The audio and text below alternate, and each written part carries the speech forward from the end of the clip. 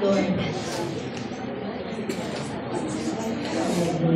Sige, tanungin mo nga yung katabi mo, handa ka na bang makinig ng salita ng Diyos? Lahat na po ba tayo ay nakahanda na, mga kapatid? Amen. Tunay nga na alam ko kanina pa kayo ready at handang-handa na makinig ng salita ng Diyos. At bago po yan ay sabay-sabay po muna nating basahin ang ating key verse. Kasunod po nito ay ang panalangin natin ng pagsama ng Banal na Espiritu Santo sa aming kalagitnaan. Sige po, basahin po muli natin yung ating key verse na matatagpuan sa aklat ng Proverbs, Kawikaan chapter 3, verses 9 to 10. Honor the Lord with your wealth and with the first fruits of all your produce. Then your barns will be filled with plenty, and your vats will be bursting with wine. Thank you, God Almighty, for this great and wonderful opportunity na kami ay pinagsama-sama mo na naman upang makinig, matuto, at upang mabago ng iyong salita. Maraming salamat na dalangin namin na ang Banal na Espiritu Santo ang siyang patuloy na mangusap, siyang patuloy na magturo sa amin ng katotohanan at iwaga ng iyong salita. Buksan mo ang puso ng bawat isa sa amin dahil naniniwala at nananampalataya kami na itong salita na ito ay inahanda mo sa amin. Itong mga salita na ito ay ibinigay mo sa amin upang ito'y masunod namin, upang sa ganoon ang kalakip na pagpapala ay matanggap namin ng buo. Rumaraga sa siksik, liglig at umaapaw ang aming matatanggap sa pamamagitan ng aming pagsunod sa iyo, O Diyos. Maraming salamat. We decree and we declare the power of your word in Isaiah 11:2 that the Spirit of the Lord shall rest upon us, the Spirit of wisdom and understanding, the Spirit of counsel and might, the Spirit of knowledge and the fear of the Lord. Amen. Napakaganda po itong ating key verse. Basahin ko lang po muli sa ating sa Tagalog. Sabi dito, parangalan mo si Yahweh sa pamamagitan ng iyong mga kayamanan. At mula sa iyong mga pinakamainam na ani, siya ay iyo ring handugan. Sa gayon, kamalig mo ay lagi ng aapaw, sisidlan ng inumin ay hindi nga matutuyuan. Amen po? Bago po natin matanggap yung pangako ng Diyos sa verse 10, ay meron po muna tayong gawin in verse 9. Yun po ay ang paghahandog ng ating una at pinakamainam na ani. Amen? So, ang ating pag-aaralan ngayon ay pinamagatang principle of first fruit. Sabihin po natin, principle. Ayan, ano ba ang ibig sabihin ng principle? Sabi diyan, it is the fundamental truth. Ito po yung katotohanan. Amen? The law, the rule, and the belief, or yung tinatawag nating biblical practice. Yan po ang ibig sabihin ng principle. And yung first fruit, ano po ang ibig sabihin ng first fruit? Pag sinabing first, ito ay una. Fruit, unang bunga. So ang first fruit po, this is the first and the best. Sabihin po natin, first and best. It is the first and the best portion of your produce. The best and the first portion of our produce. Sa Hebrew po, the word first fruit is bikurim, which means promise to come. Napakaganda pala ng ibig sabihin ng first fruit in Hebrew. Bikurim, which is translated as the promise to come. Kaya mga kapatid, kapag itong ang principle of first fruit ay in-embrace natin, ito ay nilakaran natin, itong principle na ito that God commanded us to do, we will never lose the blessing of what God had promised in His Word. Amen? Yung pinangako niya in verse 10 that, sabi doon, then your barns will be filled with plenty, and your vats will be bursting with wine. Sino po sa atin yung ayaw ng ganun na pagpapala? na, di ba? Gusto natin lahat. Amen, kung pwede nga lang, Lord, pwede bang verse 10 na lang yung ma-fulfill sa buhay ko? Pero hindi po pwede, ganun na verse 10 lang. Gusto lang natin yung verse 10, pero ayaw natin gawin yung verse 9. Kasi nga po, ang susi para matanggap natin yung verse 10, yung katuparan ng verse 10 sa ating buhay ay yung verse 9. Amen? Matatanggap po natin ang biyaya ng pagpapala na ipinangako sa atin ng Diyos kung ito ay susundin natin because giving of first fruit is God's command. Sabihin mo pa sa sarili mo, God's command. Amen? Ito po ay command ni Lord. Kaya sa araw na ito ay lahat po tayo ay matuto habang pinapag-aralan po natin yung mga principles. Ano ba dapat yung mga principles na kailangan nating matutunan when it comes to giving of our first fruit? Number 1, the principle of priority. Sabihin pa natin, priority. God deserves to be the first in our lives. Tama? Giving our first fruit shows that He takes first over everything else. If we honor God, He should be our priority. Tama? Parang katulad lang ng tatay sa nanay. Kapag ino-honor ng tatay ang nanay, dapat priority niya yung nanay. Tama? Kung ang tatay ay ino-honor niya ang kanyang anak, dapat priority niya yung kanyang mga anak. Diba? Tama po? Ganon din po sa Lord. If we honor the Lord, He should be our priority. Pag sinabing priority, we put God first and He will going to add the things we set aside by putting Him first. Ulitin po, pag sinabing priority, we put God first. Kumbaga, uunahin mo si Lord. And then, isa-set aside mo yung para sa sarili mo, para sa pamilya mo, at si Lord mismo ang magdadagdag ng kakulangan na pangangailangan ng iyong pamilya habang siya ay inuuna mo sa buhay mo. Amen? Kaya nga po,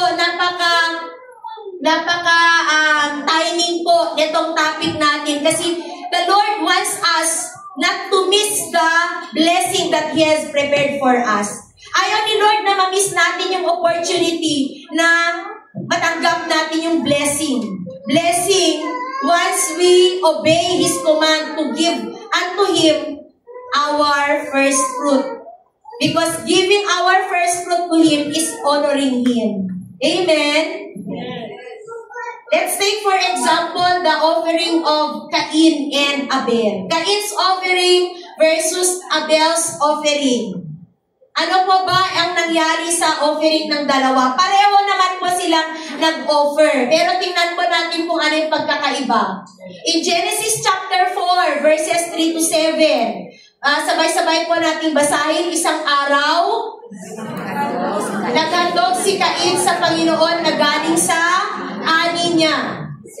Si Abel naman ay kumuha ng isang panganay sa mga inaalagaan niyang hayop. Pinatay ito at inihandog sa Diyos ang pinakamagandang bahagi. Natuwa ang Panginoon kay Abel at sa handog nito, pero hindi siya natuwa kay Cain at sa handog nito. At dahil dito, sumimangot si Cain at labis ang kanyang galit. Kaya tinanong siya ng Panginoon, ano ba ang kinagagalit mo? Bakit ka nakasimangot? Kung mabuti lang ang ginawa mo, maligaya ka sana. Pero mag-ingat ka dahil kung hindi mabuti ang ginawa mo, ang kasalanan ay maghahari sa iyo. Sapagkat ang kasalanan ay katulad ng mabagsik na hayop na nagbabantay sa iyo para tuklawin ka, kaya kailangang talunin mo ito. Amen? Ano po yung nakita natin dito sa verses 3 to 7 ng chapter 4, Genesis chapter 4? Mapapansin po natin na nag-offer si Cain, pero hindi po ito yung first and best niya. Tama? Nag-offer po si Cain, pero hindi ito yung first and best. While Abel, he gave his first fruit by giving the best to the Lord. He gave the first and the best fruit of his offering. Kung ano yung produce ni Cain, kung ano yung na-produce ni Abel, ay hinanap niya, tiningnan niya at pinili niya yung pinakamagandang bahagi. Ito ay inihandog niya sa Panginoon. Tandaan po natin, sabi doon, si Abel ay kumuha ng isang panganay. Di ba po ang panganay na anak ay, ang birth order niya ay first in the family, first na anak. Ama? So yun po ang ginawa ni Abel, yung pinaka-first, yung panganay sa mga inaalagaan niyang hayop. Ito po ay kinatay niya. Hindi lang po first, kundi yung pinaka-the best pa. Amen? Hindi lang po first kasi kailangan pinaka-the best pa. At yun po ang inihandog kay Lord. At ano po ang naging result? Natuwa ang Panginoon kay Abel at sa handog nito. Napakaganda po mga kapatid na kapag binigay natin yung pinaka-first and the best natin kay Lord at kapag siya ay natuwa, mga kapatid, lubos-lubos na pagpapala ang ating matatanggap. Amen? Kaya nagsisinungaling po tayo kapag sinasabi natin sa Lord na, Lord, I honor you. Lord, I love you. Pero hindi po natin mabitawan yung ating first fruit. Hindi po natin maibigay. Kung sa Christian life po, ang pinakamadalang na mga preaching ay about prayer and fasting, ganun din po sa first fruit. Kasi ito po yung kinaayawan ng karamihan. Tama po, yung mga pinakamahirap gawin, yun po yung pinakaayawan ng karamihan. Pero kapatid, I tell you, pag ito naman ay nilakaran natin at nagampanan natin, we will receive the promise of the Lord. The bountiful, plentiful, overflowing blessing that comes from the promise of the Lord. Amen? Kaya totoo po yung pakiramdam na naramdaman po ni Cain during that time, mga kapatid. Na kapag dalawa kayo, yung isa binigay niya yung pinaka-the best niya, at yung first and pinaka-the best niya, at ikaw, alam mo sa sarili mo na yung binigay mo kay Lord ay hindi yung pinaka-the best. Yung mararamdaman mo ay nag-guilt ka. Kaya nilagay ko po dito, tama po yun. Kasi yung mararamdaman mo kapag hindi mo binigay yung first and best mo kay Lord ay guilt. Andun yung sadness. Magagalit ka doon kapatid mo na binigay yung pinaka-the best. Parang sasabihin, grabe naman to, pa-impress. Kasi alam mo sa sarili mo na ikaw ay nagkulang at hindi mo ginawa ang tama. At ano po yung mangyayari? We will be blinded by the lies of the enemy. Amen? Kasi nangyari po sa akin yan mismo, mga kapatid. Nangyari po mismo sa akin yan. Kaya ako po nasasabi ito na bakit gano'n na lang yung galit ni Cain sa kanyang kapatid. Kasi nga andun yung guilt sa sarili niya na hindi niya naibigay yung pinaka-the best niya kay Lord. Kasi po, my dear brothers and sisters, naranasan ko rin pong magbigay ng first fruit at naranasan ko pong hindi magbigay ng first fruit.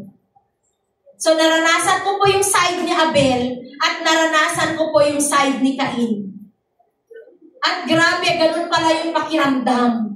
Kapag naranasan mo yung pagbibigay ng first fruit, hindi mo maipaliwanag yung saya. Tama, sa mga naka-experience, di ba yung saya, ando yung joy, na hindi mo iisipin na, Lord, ako ay mawawalan kasi ando yung joy of giving. Hindi mo mamamalayan na, Lord, iba pala ang pakiramdam kapag naibigay ko yung pinaka-the best ko.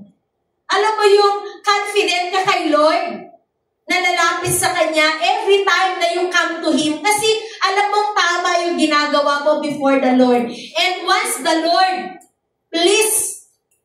once na-please natin si Lord, He will grant the desires of our heart. Amen? Kapag natuwa si Lord sa atin, kahit hindi mo sabihin, ibibigay niya. Kahit hindi mo hingin, ibibigay niya. Kahit hindi mo sabihin na, Lord, nangangailangan ako, alam niya yung sitwasyon ng bawat isa. Amen? And during that time na hindi ako nakapagbigay ng first fruit, grabe ang bigat sa pakiramdam. Alam mo, every time nagigilty ka sa Panginoon. Kasi despite of God's faithfulness sa buhay mo, ano ang kaya mong ibigay sa Kanya? Hindi man lang natin kayang ibigay yung pinaka-the best. Diba? Kaya grabe po yung sadness, grabe yung guilt. Kaya nga, ang warning ni Lord kay Cain, sabi niya sa verses 6 to 7.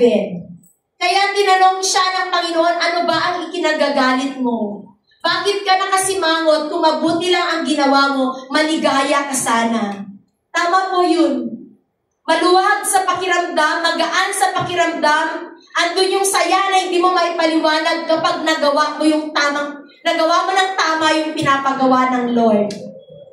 Dahil kung hindi mabuti ang ginawa mo, ang kasalanan ay maghahari sa'yo. Kasi nag-disobey si Cain. Ang utos ng Lord, ibigay ang unang ani, ang pinakamagandang ani. Pero hindi niya po ginawa. Although nag-offer siya, pero hindi yun yung best and first. Sapagkat ang kasalanan ay katulad ng mabagsik na hayop na nagbabantay sa iyo para tuklawin ka, kaya kailangan talunin mo ito. Ang kaaway po, magbibigay yan ng kasinungalingan sa iyo. Ganun din po ang nangyari sa buhay ko during that time na hindi ako nakapagbigay. Alam mo, ang nilalagay ng kaaway, okay lang yan, maiintindihan ka ni Lord. Alam niya naman yung sitwasyon mo eh. Alam mo yun, ang dami mong maririnig na comforting words. Pero that is the lie that comes from the enemy. Okay lang yan, maiintindihan ka naman ni Lord kapag hindi mo na ibigay yung first and best mo sa Kanya. Pero mga kapatid, it is a commandment. Commandment kasi yung giving of first fruit. It is non-negotiable. Sabihin po natin, non-negotiable. Ibig sabihin, kapag non-negotiable, it must be followed. Tama? Kasi command siya, kailangan mong sundin. Otherwise, kapag hindi mo siya sinunod, you will be disobedient. At ano po ang disobedient? It is a sin. Kaya nga po, anong nangyari? Sabi ni Lord, kaya kailangan talunin mo ito. Yung pagiging disobedient natin, kailangan ma-overcome natin ito.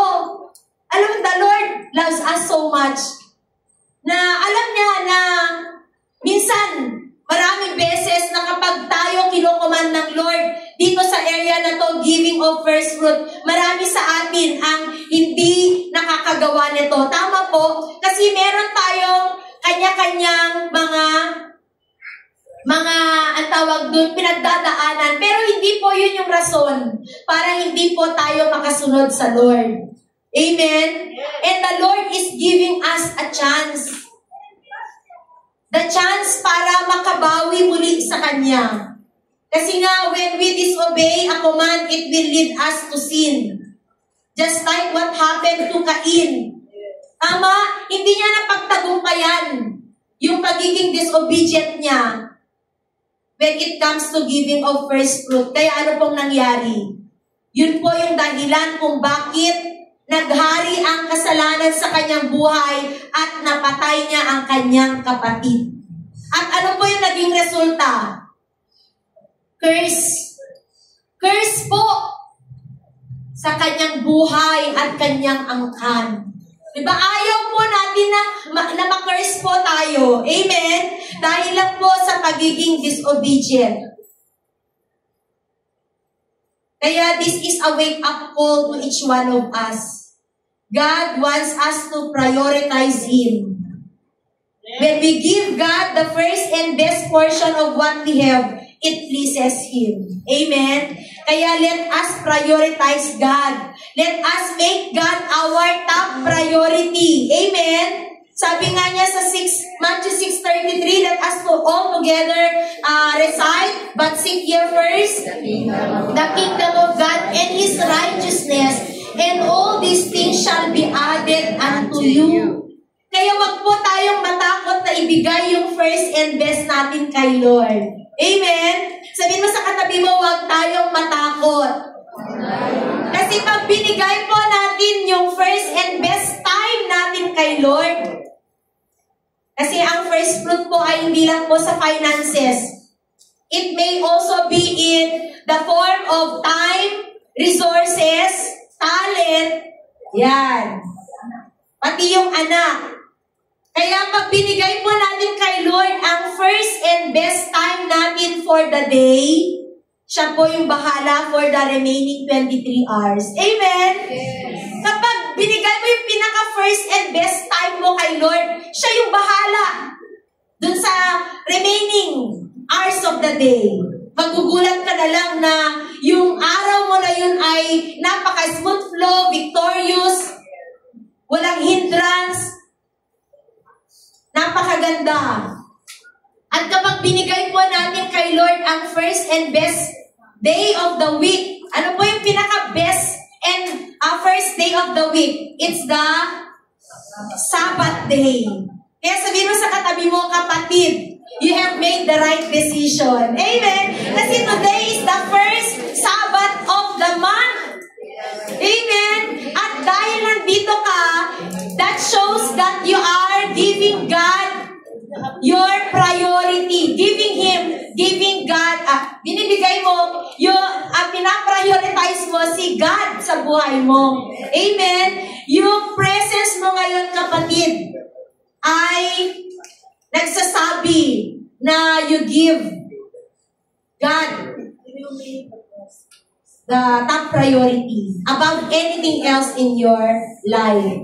Amen? Siya yung bahala dun sa 6 days remaining of the week. Kaya grabe, ilang Saturday po, totoo po yun. Ilang Saturday po na nawala ako. And grabe po, ibang-iba kapag hindi mo na-miss yung Sabbath, the day of rest. Na nakapagpahinga ka sa presensya ng Diyos. Compared po kapag hindi ka nakapag-attend ng Sabbath, grabe. Kahit magpahinga ka pa ng magdamag, hindi mo mararamdaman yung tunay na kapahingahan. Kasi na-miss mo po yung pinaka-the best and first na dapat ino-honor mo si Lord. Kaya anong nangyayari? Yung whole week mo, ang daming nararanasan na problema, puro gulo. Kaya sabi ko, grabe, exhausted po ako for the month of March kasi ang dami ko pong na-miss na Sabbath for the month of March. Yun po yung sunod-sunod na Monday pa lang, Monday to Friday, hindi na uubos yung problema mo sa school, kabi-kabilaan, minuminuto, may problema, minuminuto, may parent kang kakausapin, ang dami po. Nitong month ng March lang po, yun na nangyari. Pero for the past few months na ako po ay nagturo, bibihira lang, madalang lang po na may mga pinapatawag akong parent. Pero nung March, grabe. And thank you, Lord, for reminding us na hindi po dapat natin i-neglect yung pinaka-the best and the first part. Pinaka-the best and the first part ng week. That is the Sabbath day. Amen? At kapag in-honor natin si Lord with our first fruit, ano po yung katumbas ng first fruit natin in our job, in our resources? It is the 1-month income. Pag in-honor po natin si Lord, the Lord will take charge the remaining 11 months. Amen?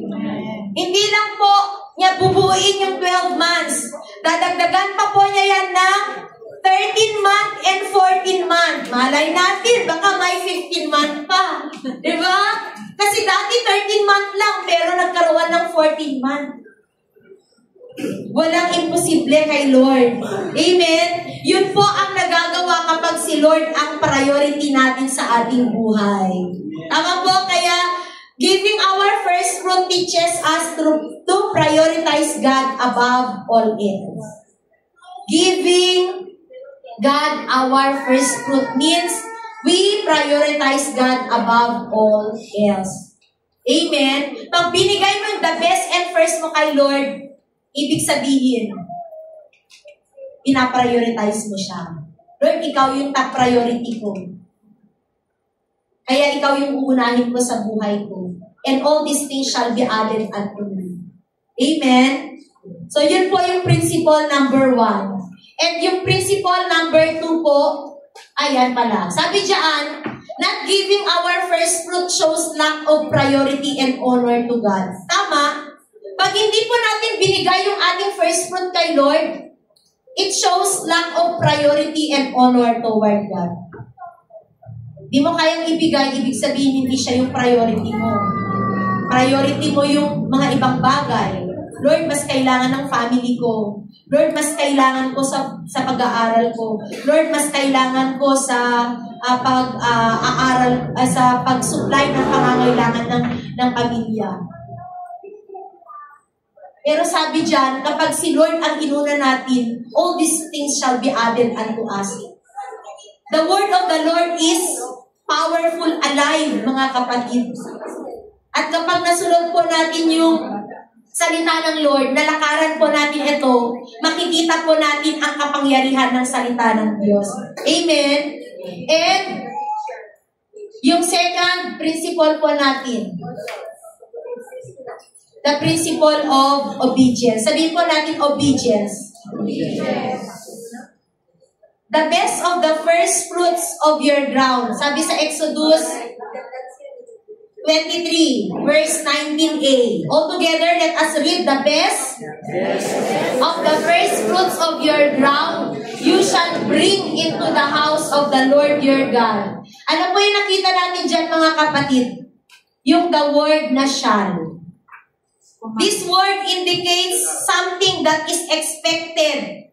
Ibig sabihin, it is required or promised to happen. Kasi sabi dyan, the best of the first fruit of your ground, you shall. Ibig sabihin, we are expected to bring it into the house of the Lord. We are required to bring it into the house of the Lord. Amen? Kasi ito yung promise mo na gagawin mo, Lord. Kapag meron na akong first fruit, I will bring it into the house of the Lord your God. Yan po yung command ni Lord. To bring the first fruit into the house of the Lord. Amen? It is a command. Kaya kapag sinabing command, it is required. Tama? Kaya yung sinasabi nila na hindi naman siguro required yan. Kapatid, yung napakalinaw sa salita ng Diyos na it is pag-commandment, it is a requirement. Amen? Ibig sabihin, we need to follow, we need to obey. And, sabi pa dyan, in Leviticus chapter 23, verse 10, let's all together read, speak to the people of Israel and say to them, when you come into the land that I give you and reap its harvest, you shall bring the sheaf of the first fruits of your harvest to the priest. Meron na naman yung word na shall, hindi nawawala yung shall. Ibig sabihin, we are mandated. We are required to bring the first fruit of your harvest, yung una to the Lord. Etong sa Leviticus naman, to the priest. Amen? Kaya obedience to God's commands. Obedience to God's command brings blessings, mga kapatid. Sabi in Deuteronomy 28 verses 1 to 2, and if you faithfully obey the voice of the Lord your God, being careful to do all His commandments that I command you today, the Lord your God will set you high above all the nations of the earth. And all these blessings shall come upon you and overtake you if you obey the voice of the Lord your God. And one of the commandments of the Lord is to bring our first fruit to Him and to the priest. because they are our spiritual Levites. Amen? Kaya sinabing bring. Hindi niya sinabing give kasi hindi po natin pag-aari yun. Kaya hindi mo ibibigay, kailangan mo dalhin kasi para kay Lord yun. You bring. Amen? Kasi wala kang pag-aari. Hindi mo pag-aari ang first fruit. Sabihin po natin, hindi ko pag-aari ang first fruit. Ang first fruit para kay Lord.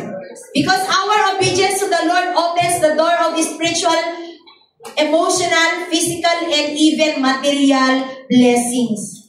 Disobedience to God's commands, such as withholding the first fruits, brings spiritual curse.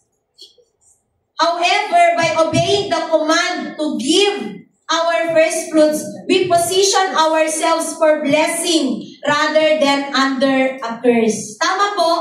Ano po yung pipiliin natin, mga kapatid? Curse or blessing? Blessing. Magpapala or sumpa? Magpapala. Ang sagot po nakasalalay on how we act. Ang sagot po nakasalalay sa action na gagawin natin kung tayo po ay susunod or hindi. Sino-sino po sa Bible ang na-curse dahil sa disobedience? Unang-una po, si Adam at si Eve. Si Adam and Eve. Ano po ang sinabi ng Lord sa kanila in Genesis chapter, hindi ko ata na ilagay. In Genesis chapter 2 verses 16 to 17. God forbids them to eat the fruit of tree of knowledge of good and evil. Pinagbawalan sila ni Lord na kainin yung prutas. Ama? Na nagbibigay ng kaalaman sa mabuti at masama. But they failed the test of obedience, which result to curse and death. Tama? Yung disobedience ni Adam and Eve ay nagresulta po ng curse and death kasi sinumpa po ang babae, sinumpa ang lalaki, sinumpa maging ang lupa. Nagkaroon ng sumpa at nagkaroon din ng kamatayan. Nahiwalay sila, hindi lang po physically, kundi spiritually kay Lord. At kapag tayo po ay nahiwalay sa source, we are nothing. Ama, pag tayo po ay nahiwalay sa source, wala po tayong saysay, mga kapatid.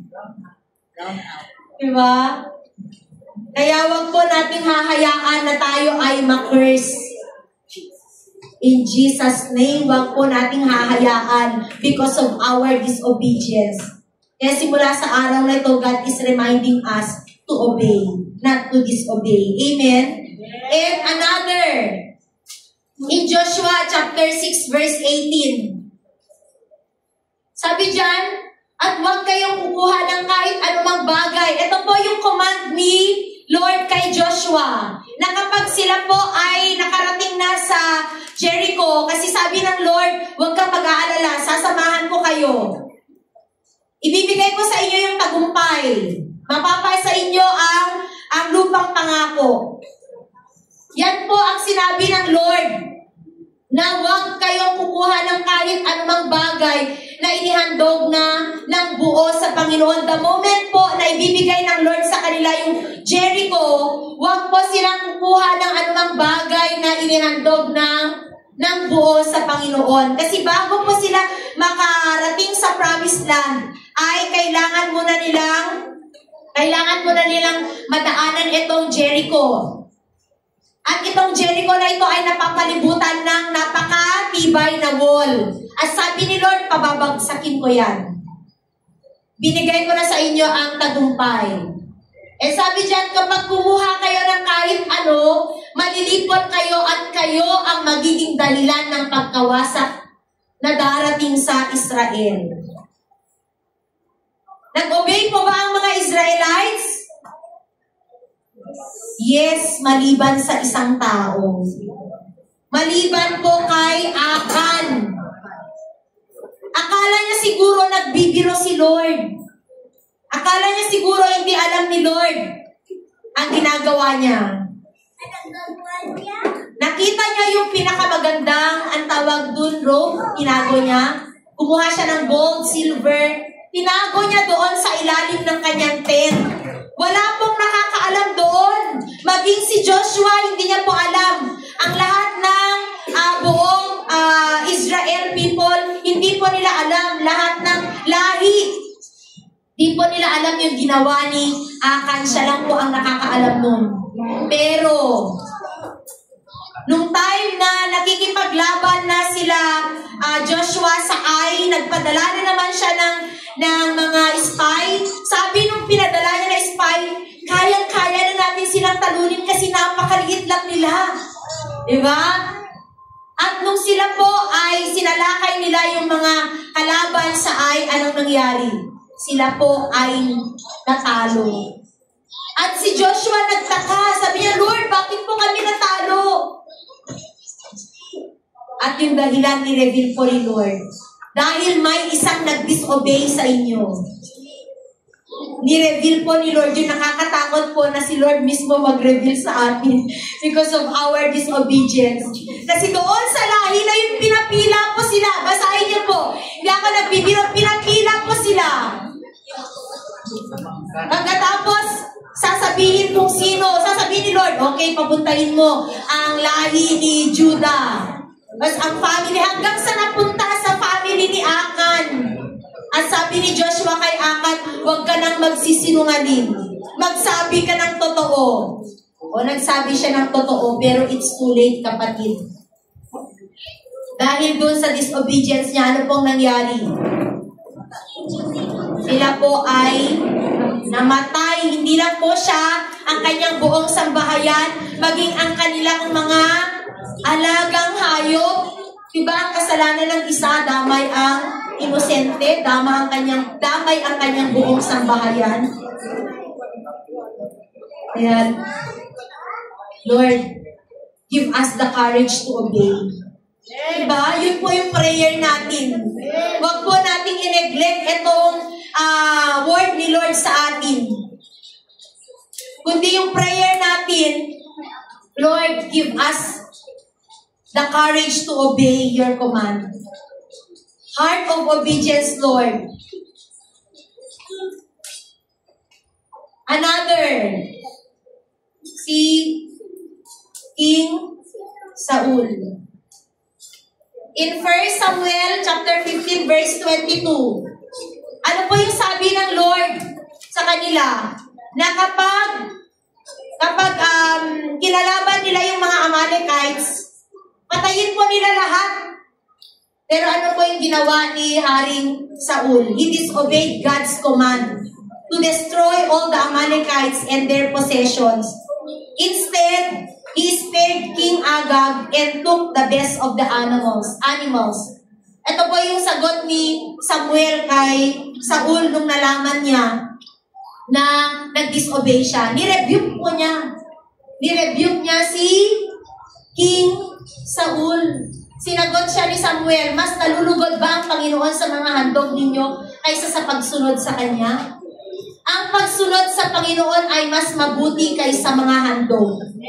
Ang pakikinig sa Kanya ay mas mabuti kaysa paghahandog ng mga taba ng lupa. Amen? Mas nalulugod, mga kapatid, ang Diyos sa pagsunod natin sa Kanya. Ang pagsunod ay mabuti kaysa handog. It is better to obey than to suffer. Sabi nga, obedience is better than sacrifice. Let us like be Abraham, who obeyed to God. He did not withhold his first. Sino ba yung first ni Abraham? The promise. Si Isaac. Yun po yung pangako. Kasi hindi po lahat ng first ay best. Parang katulad po ni Ishmael. Siya yung first pero hindi siya yung best ng Lord. Si Isaac ang first and best ni Abraham. And ano po yung ginawa ni Abraham when God told him to offer Isaac. Pinidhold po ba niya si Isaac? Hindi po. And by applying the principle of obedience and giving our first fruit to God, we acknowledge Him as the source of everything we have. And our obedience to God is an act of worship, showing that we trust God to provide for us, not just in the present, but also in the future. Amen? Kasi nag-provide si Lord ng i-offer ni Abraham. Pinabayaan niya ba si Abraham? Hindi po. Ganun din po sa buhay natin. Pag tayo po ay nag-obey sa command ni Lord to give our first fruit unto Him, hindi niya po tayo mababayaan. Because He who promised to us is faithful. Sino po dito sa atin yung nagbigay ng first fruit offering na pinagkulang ng Lord, pinabayaan? Di ba wala po sa mga naka-experience? Wala din po nung naranasan po kasi na-experience ko yun. Di ko nga lubos maisip kung paano patuloy na nagsusupply si Lord. Pero kapag binidhold po natin, I tell you kapatid, magkukulang ka. Kahit anong gawin mo, kahit anong doble effort na gagawin mo, magkukulang at magkukulang ka.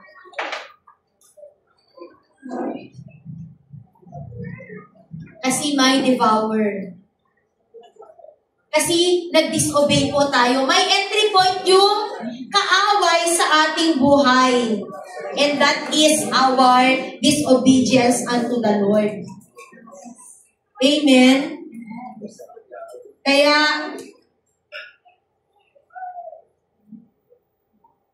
mga kapatid, let us obey.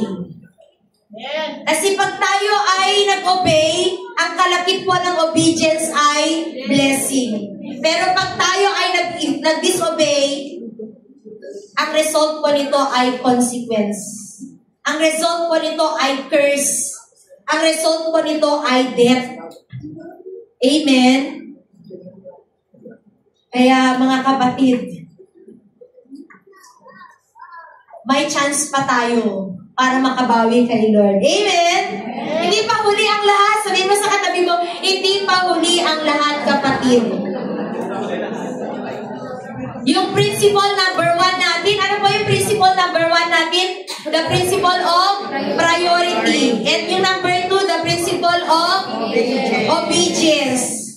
Kapag nagawa po natin ito, in giving our first fruit to God, it will lead us to principle number 3, the principle of sacrifice. Kasi interconnected po yung tatlo. When we prioritize God above all else, we are willing to obey Him, and obedience to God's command requires sacrifice. Tama po? Once we obey to the command of the Lord, you need to sacrifice. May kalakip po ng sakripisyo kapag tayo po ay nag-obey. Ito yung tinatawag nating sacrificial giving. Sacrificial giving through giving of our first fruit requires believers to offer their best to God even when it feels challenging or costly. Kahit mahirap gawin, kapatid. But when we sacrifice, we believe that God will honor our sacrifice and provide for our needs. Amen? Kaya nga sabi ni King David, ano yung sabi niya? In 2 Samuel chapter 24 verses 22 to 24, hindi daw siya maghahandog ng it will not cost him nothing. Amen? Kasi nga po nung time na yun, sinabi ni Arauna sa kanya na kunin niyo na lang po at ihandog sa Panginoon ang anumang gusto ninyo, mahal na hari. Narito ang mga baka para ialay niyo bilang handog na sinunog. Narito rin po ang mga pamatok, pati ang mga tabla na ginagamit sa pag-giit at gawin niyong panggatong. Mahal na hari, ibibigay ko po itong lahat sa inyo at tanggapin sana ng Panginoon na inyong Diyos ang handog ninyo. Pero ito po yung sagot ni David. Hindi ko ito tatanggapin ng libre. Babayaran kita. Hindi ako maghahandog sa Panginoon Panginoon kong Diyos na mga handog na sinunog na walang halaga sa akin. Amen? Yun po yung sinabi ni King David kay Arauna. Na hindi po siya maghahandog ng handog na it will not cost him nothing. Kaya yung pagbibigay po natin ng ating first fruit, it requires sacrifice, mga kapatid. Amen? Isa-sacrifice mo yung para sa sarili mo, para sa pamilya mo, at ibibigay mo ito para kay Lord. Tama? Giving our best to God requires sacrifice. And if we really love God and honor Him with our best, we are willing to pay the price. At pag tayo po, we are willing to pay the price, we will reap that reward, that promise. Amen po? Nung hindi pa nga tayo nakakilala sa Panginoon, ang dami nating pinaghahandaan. Ama, nung tayo ay unbeliever pa, yung pista, yun yung one way nila para i-honor at ang tawag dun, magbigay ng thanksgiving kay Lord kasi for the whole year daw, ay hindi sila pinabayaan ni Lord. Tama po, magarbo po yung ginagawa nilang paghahanda.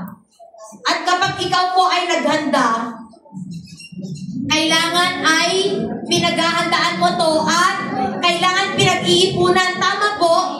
Pinag-iipunan mo. At hindi lang po maliit, kundi malaking halaga ang kakailanganin at gagastusin mo. Para saan? Para ipakain sa tao, di ba? Minsan pa nga may mga tao na kapag naghahanda, lalong-lalo na kapag first birthday, pinaghahandaan, kahit walang-wala yan, igadot na diba? Tama? Diba?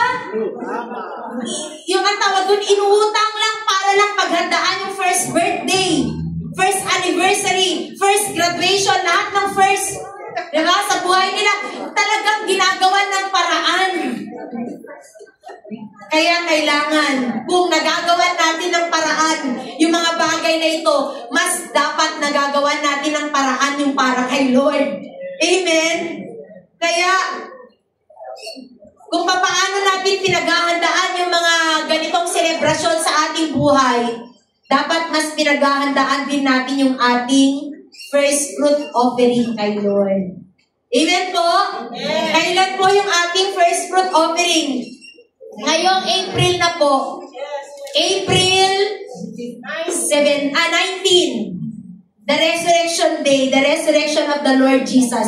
Isasabay po natin yung pagbibigay natin ng ating first fruit offering sa resurrection of the Lord Jesus, believing that the Lord is the first fruit. Amen? Yeah. Amen. Kasi nga, si Lord mismo, dinemonstrate niya yung pagbibigay ng first fruit.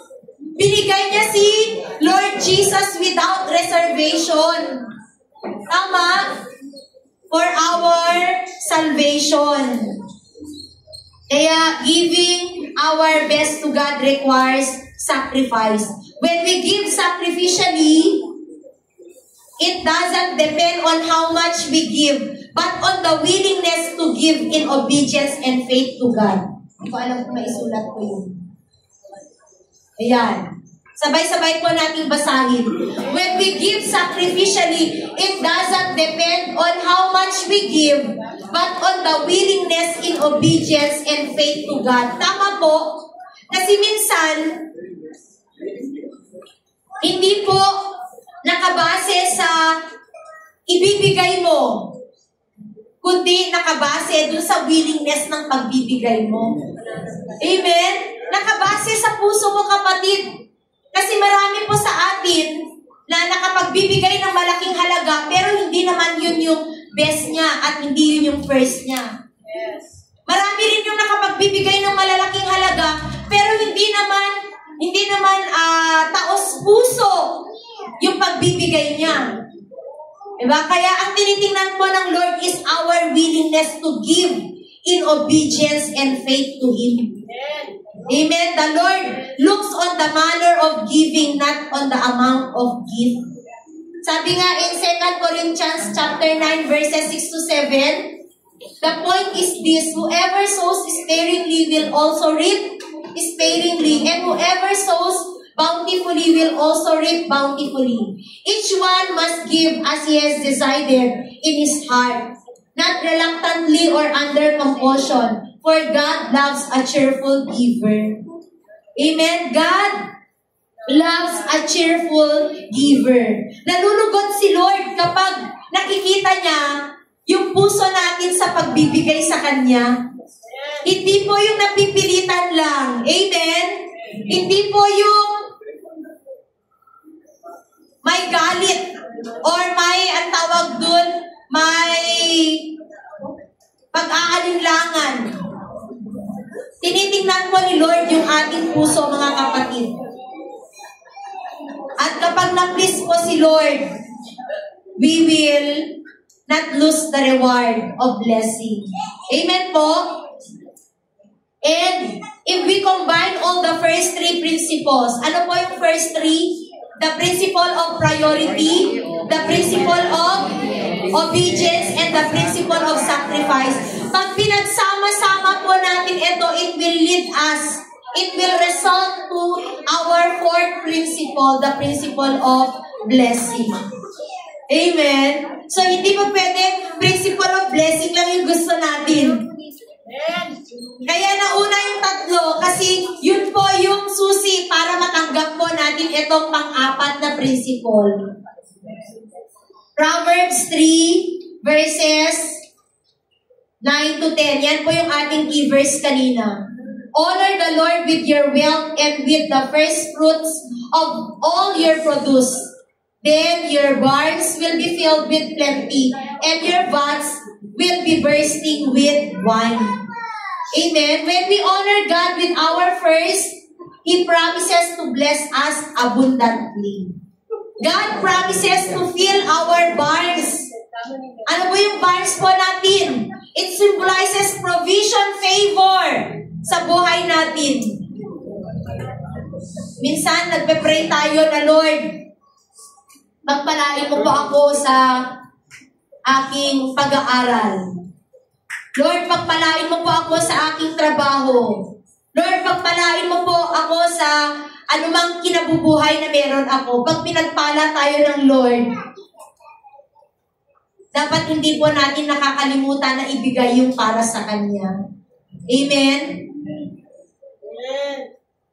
Kasi pag hindi po natin nakalimutan yung kapatid, the promise to fill our barns and our vats to overflowing, we will receive that. Hindi po mawawala sa atin yung pangako ng pagpapala. Overflowing blessings brings us peace and joy, knowing that God rewards those who trust Him with their resources. Remember, God's blessings is a response to our obedient faith. Ulitin ko po. Ayan. God's blessings is a response to our obedient faith. When we give our first and best, God promises to give us back more than we can imagine, both materially and spiritually. The first always set the pattern for the rest. Tama po? Kung ano yung inimpusahan mo, it will follow. The rest will follow. Kaya nga yung pinaka-first, yan po ay pinaghahandaan. Pag una na magsulat, meron mga ginagawang mga kailangan, ito yung gawin mo. Pag una kang, para ang tawag doon, maganda yung pen mo, ganito. Diba? Ang daming mga ginagawa. Kasi nga, the first always set the pattern for the rest. Kung ano daw yung ginawa mo sa first day of the week, everything, yes, will follow. The rest will follow. When we give God the first, He blesses and multiplies what remains. Tama? Because the first belongs to God, and in return, the rest is made holy and blessed. Ito po yung pinagpapala ng Lord. Kaya kailangan po na ibigay. Ibigay po natin yung the best and the first natin kay Lord, yun yung ating first fruit. Huwag po natin kainin yung first fruit. Sa mga magsasaka po, yung pinakaunang ani po hindi po nila kinakain. Tama po? Ginagawa po nila ay pine-preserve po nila kasi yun yung gagamitin nila para sa next na planting season ulit. Tama po sa mga naka-experience, kahit nga na pag-gardening tayo kahit na meron kang small garden dyan, pag namunga, first bunga ng ampalaya, first bunga ng, ang tawag doon, first bunga ng talong, hindi mo yan pipitasin. Di ba? Palalakihin mo yan, pahihinugin mo. Kasi yun ay unang ani, yun yung gagamitin mo para mag-multiply. Tama? Para mag-produce ulit ng another na crop later on pag ikaw ay nag-plant. Tama po? Ganon din po sa ating spiritual life, mga kapatid. Kung ano yung meron sa atin ngayon, kung nasaan ka na ngayon, kapatid, it's all because of the Lord. Si Lord ang nagbigay ng lahat ng meron sa atin. Kaya wag po nating kukunin yung para sa Kanya. Parang tight lang po yan. Na hindi mo pwedeng nakawin ang para kay Lord. Hindi mo pwedeng kainin ang para kay Lord. Ang para kay Lord ay para sa Kanya. Amen po? And for our conclusion. Ay, ito pala. Before we proceed to our conclusion, sabi dyan, give and it will be given to you. Good measure, pressed down, shaken together, running over, will be put into your lap. For with the measure you use, it will be measured back to you. Kung ano yung binigay mo, kapag pinaka-the best yan, kapatid, yun din ang measure na matatanggap po natin. Amen? And more than that pa, kapag si Lord ang nagbalik sa atin. Siksik, liglig, at umaapaw na pagpapala. And for our conclusion, let us all together read. Giving our first fruit teaches us the principle that we are putting God first in our lives. It is an act of obedience to His word and a sacrifice of faith and declaration that He is our greatest provider, believing in His promise of overflowing favor and provision and multiplied blessings and abundance in our life. Amen? May natutunan po ba tayo? Na-encourage po ba tayo na mas lalong paghandaan ang ating first fruit offering? Amen. Kaya all together, let us say, let us not withhold our first fruit. Instead, be excited and prepare to give our first and best to God.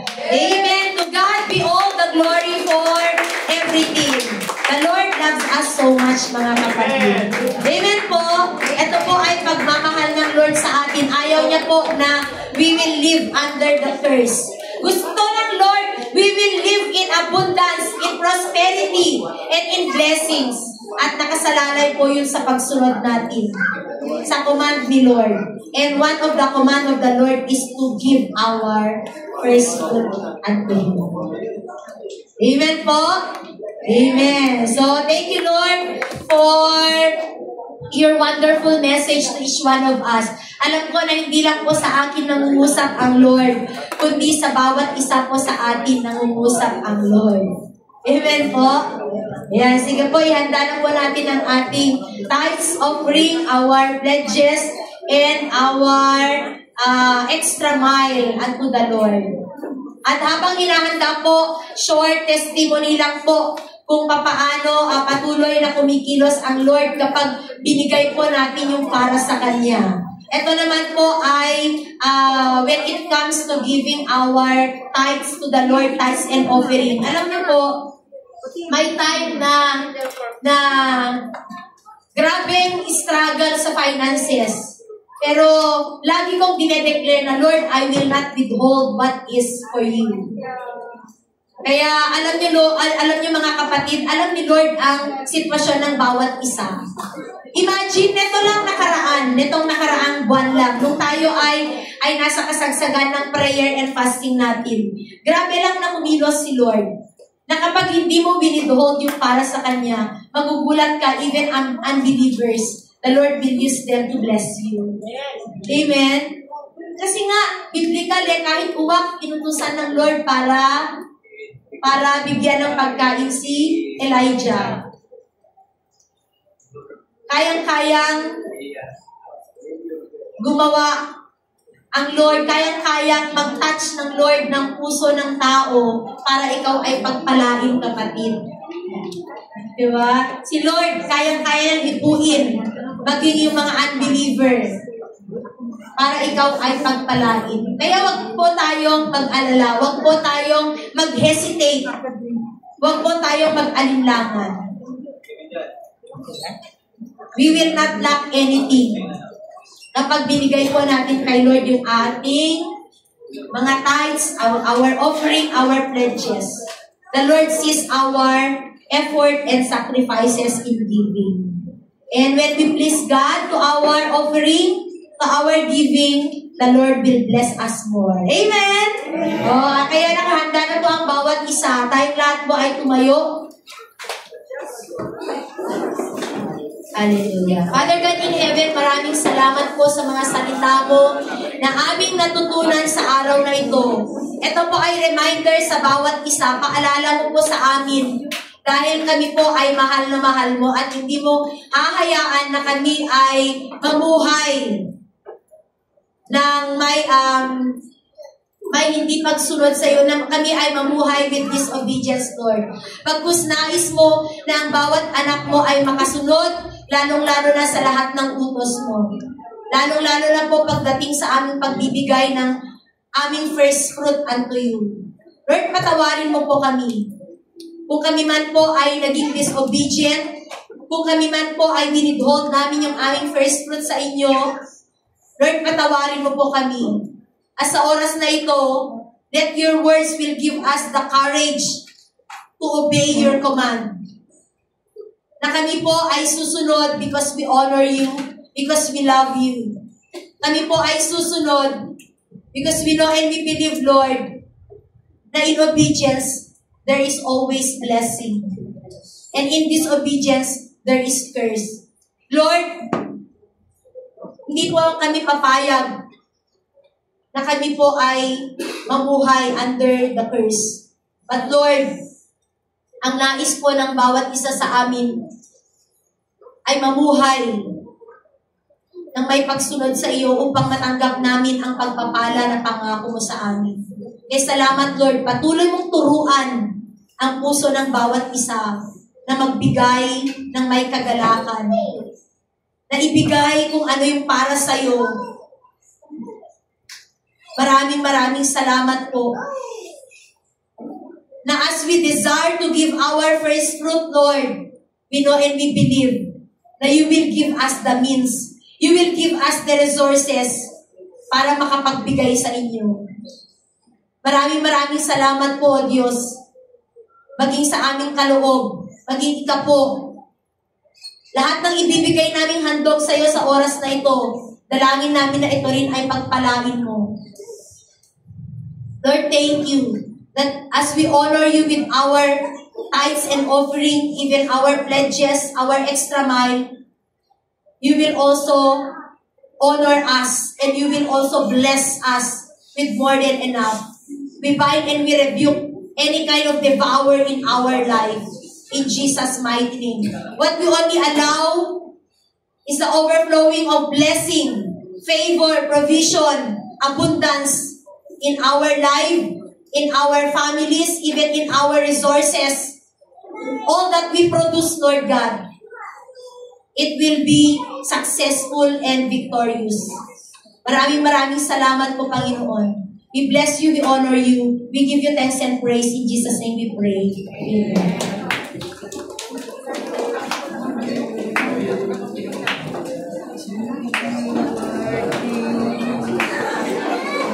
Yan, tayo pong lahat ay magbigay sa Panginoon.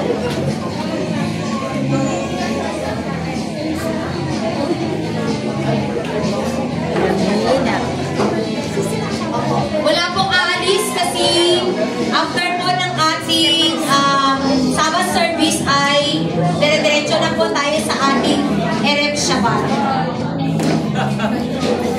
Sige, bago po tayo dumako sa ating Rep Shabat. Nayayahan ko po ang bawat isa na mag-settle down muna para sa ating mga short announcement. Ayan po, sa April na